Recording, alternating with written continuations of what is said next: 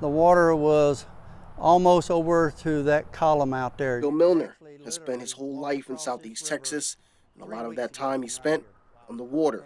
This summer he decided to split his time fishing, see what cool things he could find in the Neches River. I have been going up and down this river since July, just looking at anything that would be old. Being the water was so low, I decided just to start looking for things. And Milner found some things. What he came across one day is something he never could have imagined. Well, I actually found 5 wooden ships on this river, not far from here. What kind of ships were these exactly? World War I wooden merchant vessels that had been built in just mass quantities in Beaumont. And then when the war was over, they didn't know what to do with them, and so they eventually accidentally sort of burned to the waterline and then sank.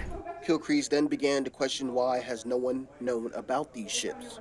I began to think, what is the deal? Why in the world would we not know about this? Was my initial reaction. Because for Milner, he was shocked to find out the age of these ships. Well, it kind of blew my mind. I had no idea that it would be that old. I just knew it was wooden, so it had to have some age to it. I just had no idea the length of the age of it. Milner says that the attention is shocking. A little overwhelmed. I never had no idea it would get this kind of attention.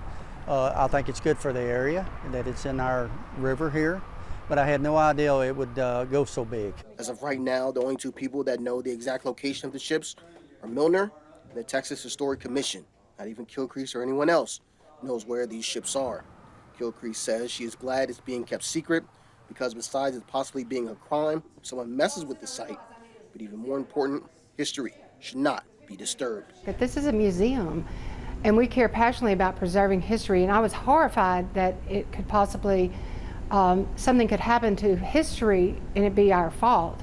And so we have very carefully preserved that history so that someone would not go out with a bass boat or something and haul off a piece of our history. Kilcrease has been in contact with the Texas Historical Commission and says that they are working on a report that is planned to be released by the end of this year.